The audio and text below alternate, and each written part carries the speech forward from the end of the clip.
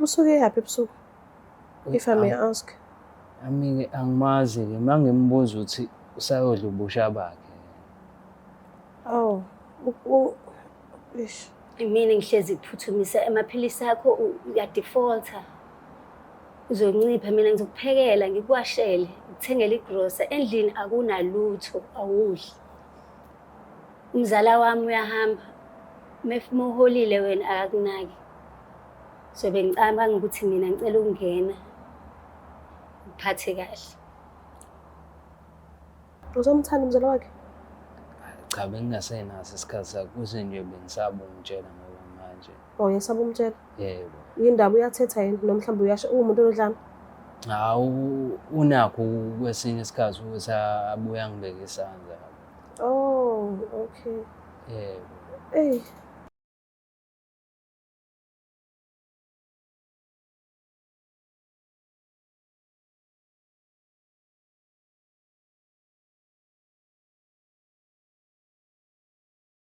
Uthando leqiniso, uthando lwamanga. Igama lami nguStufuza Dlanga Mandla Zulu. Nginibingelela nonke ngiphinde nginamukele futhi babukeli bayo iBlack Life TV. So namhlanje ke ohlelweni lethu sivakashelwe udadewethu. Ikhona lento afisa ukuthi ayibeke phezu kwetafula, ayibeke nje obala kunomuntu acela ukuthi alandelwe yena. Kodwa ke istory sizosizwa njengamanje. So ke ngiyacela sike silaleleni kahle nje. Sabona kanjani? Siyabona sisi. Uyaphila? Ngiyaphila. Ngiyaphila nami. Ngicela ukwazi igama lakho nesibongo nala usuka khona. Igama lami nginomcebo kwaJwaha. Ngihlala eChesterville. Okay, kukuphi emakhaya wakho? Eastern Cape. Oh, alright. Ngicela ukwazi kancane ngempilo yakho uma ukhula nje ekhaya isimo besinjani? Besinzima kakhulu impela. Njengoba kumanje ngidayisela amaveji nje. Ngiphantela ngamaveji. Oh, nibangaki kweni abantwana? Siba u4. Owesingaki wena? Ngumgcina. Oh, okay. So, ngicela ukwazi ke uvele nje ungithatha ungibeke, ngifuna ukunderstand ukuthi yini le edala ukuthi ufinyelele la ekhaya namhlanje kakhulukazi kule show. Usuke nami nje ekuqaleni uhambe nami uzofinyelele kuvutho ndaba, ngifuna ukunderstand ukuthi why ula ekhaya namhlanje. Kunobhuti la engimazi kuthiwa uKwanele. Uhlala khona ngaseChesterville naye. Uthandana nomzala wami. Manje lo mzala wami angimqondi kahle. Ngendlela ayiphethe ngayo ngathi uyamsebenzisa uKwanele. And uyayikhulela babethandana for 6 years. Okay. Baningani. Relationship yabo ulogeli njalo nje uKwanele meyiholile nemali uyafika phupula imali yakhe nokudla kadli uKwanele uyazaca and uyagula futhi noKwanele ulanda amaphilisi ne-TB. So mina bengifuna ukuthi ngimqoqe nje ngimphathe kahle ngoba ngiyamthanda ngoba lo sisi lo umzala wami istory sakhe angisiboni ubhudla nabanye abantu nje. Okay. Yini enza ukuthi uthande umuntu othandana nomzala wakho? Inkinga ngibona ngathi usezoshona ubhuti. And uma singcabisana njengoba embhalile ubhalele yena. Mayishona lo muntu uzoshona enganayo icover.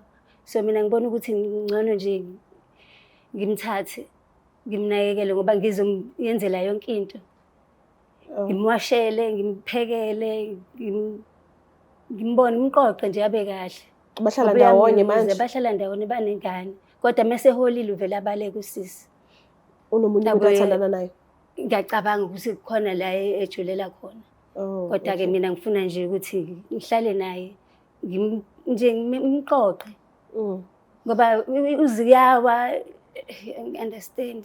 Wena hayi ukuthi ngimthandela imali, angimthandela imali. Ngifuna nje ukuthi aphile nje kahle.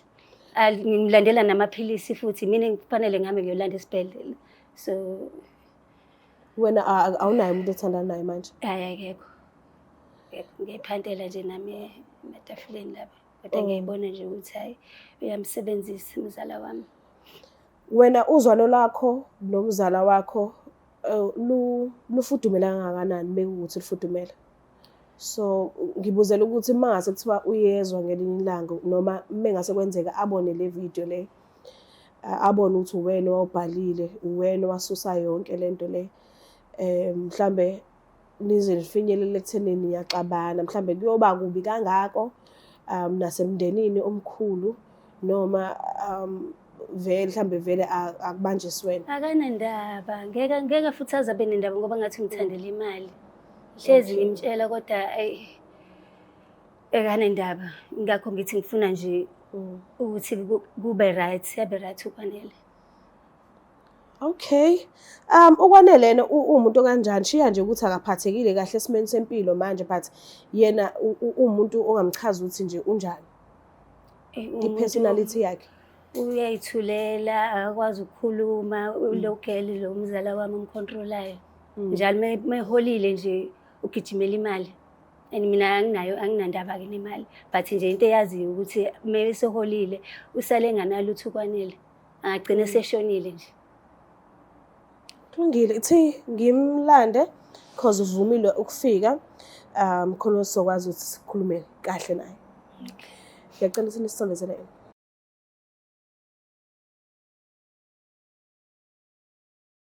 Sabona kunjani? Yebo sanibona. Uyaphila? Yebo siyaphila. Ngiyaphila na mina ngubamntolo ngandlela. Ngicela ukukwazi. Mina ngukwanele Khanyile. Khanyile.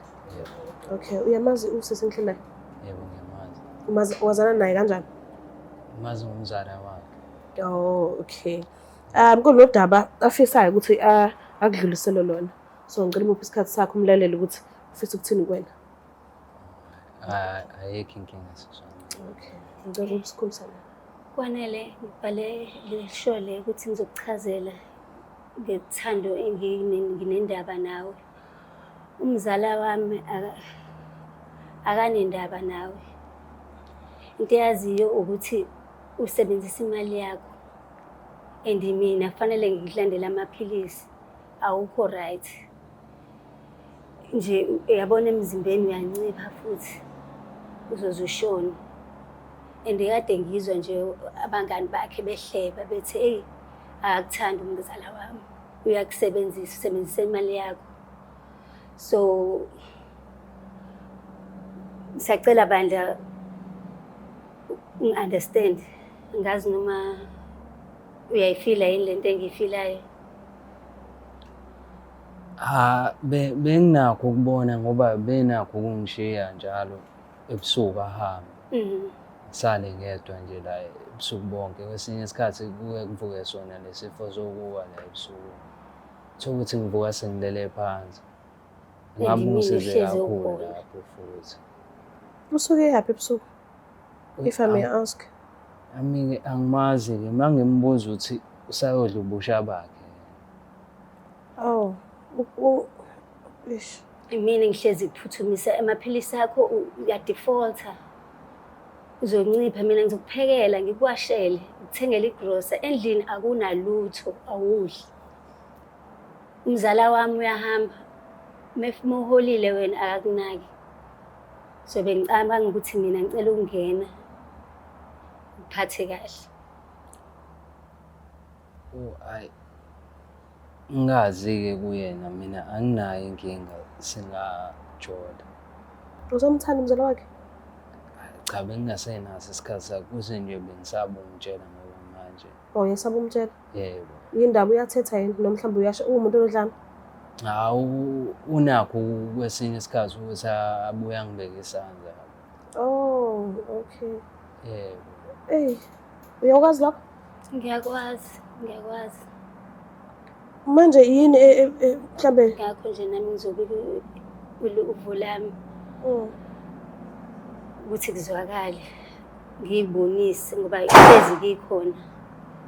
Ngidayisela ama-fruit nje lapha etafuleni. Kodwa nje umzala wami hana isikhathi sakhe. Uyithanda imali. manje Ngicabisane nje akambhalanga nokumbhala futhi mengasashona uzoncotshwa ngoba ngizwile abangani bakhe behleba bekhuluma bethi uphethe la thola ilotho.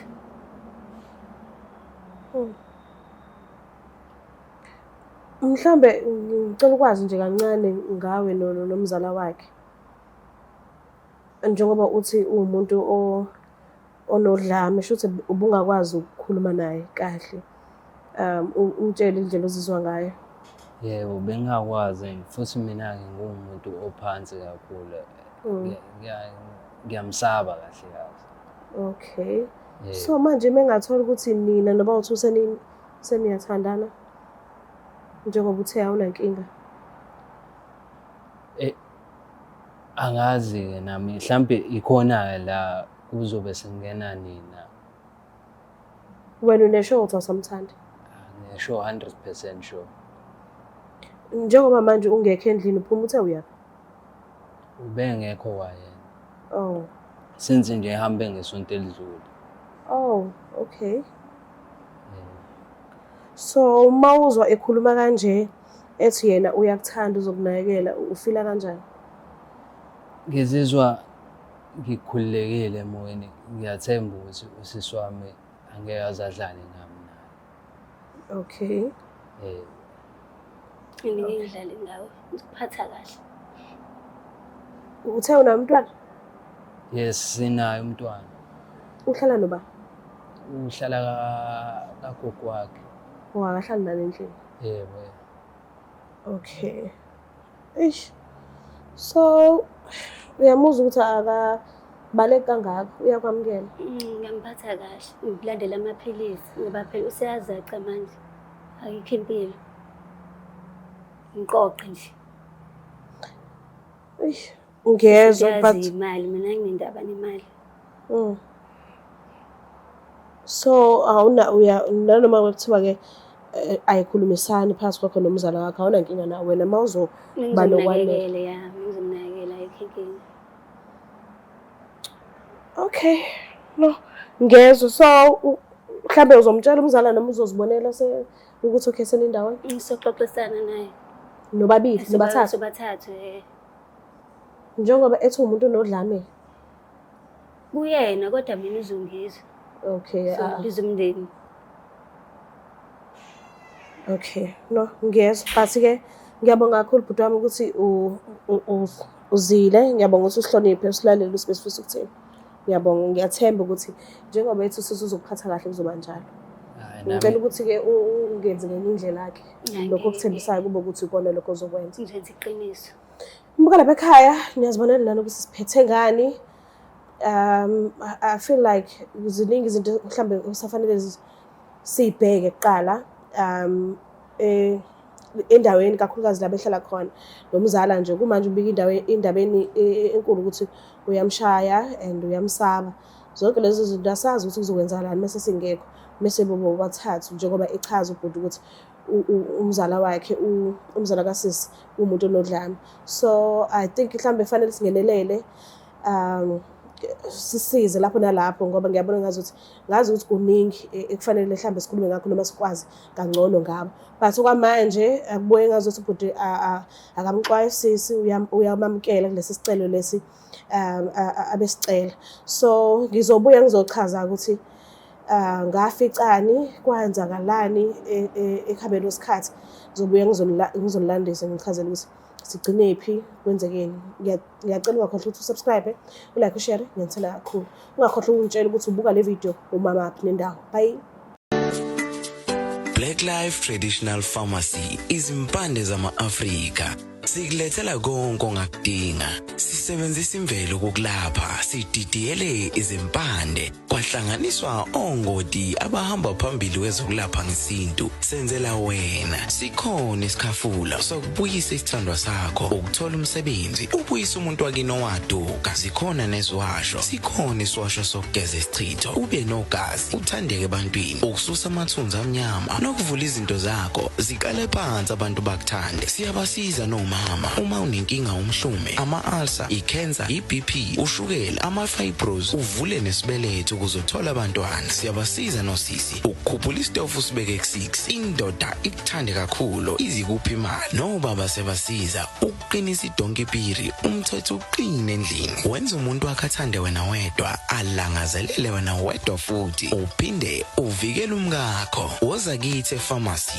e-Black Life Traditional Pharmacy.